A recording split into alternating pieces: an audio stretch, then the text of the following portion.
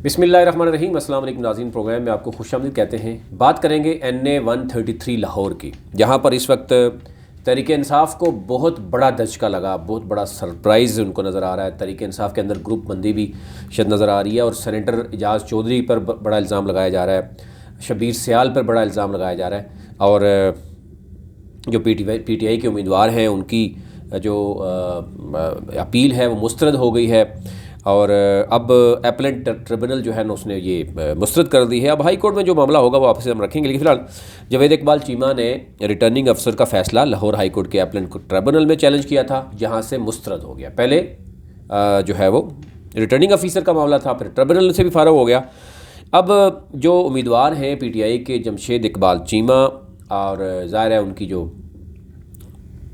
एहलिया हैं मसरत इकबाल चीमा, उन दोनों के कागजात मुस्तरद हुए थे। और इसमें बड़ा जो जमशेद जो हैं जज हैं उन्होंने बड़ा क्लास भी ली है। उन्होंने कहा कि अगर 5 तायद कुनिंदा होते हैं तो वो भी अगर आप ठीक नहीं कर सकते, अपने हल्के से नहीं ला सकते, तो फिर उसके बाद आप कैसे कह सकते हैं कि जनाब ये किया जाए इसे।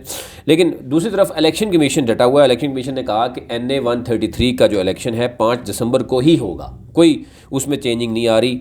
और इसी तरह NA 133 की अगर ओवरऑल बात देखें तो मुस्लिम लीग नून की जो रहनुमा थे परवेज़ मलिक, उनके इंतकाल के बाद खाली हुई थी और मुस्लिम लीग नून उन्हीं की जगह पे उनकी अहलिया को टिकट दिया गया।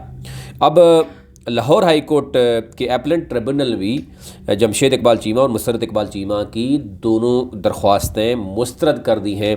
और जैसे कि मैंने आपको कहा कि उनके ऊपर इल्ज़ाम ये है कि इनका ज़मानती इसी हलके का वोटर है, जबकि नहीं है, लिहाजा रिटर्निंग अफीसर के फ़ैसले को कलअदम करार दिया जाए। लेकिन मैंने पहले ही बताया था कि हाई कोर्ट में लग रहा है कि इनको शायद कोई रिलीफ मिल सके।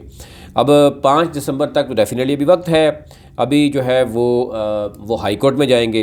तो अब देखना ये होगा कि हाई कोर्ट ने अगर मुस्तरद कर दिया तो डेफिनेटली तहरीक इंसाफ के लिए बहुत बड़ा धचका होगा।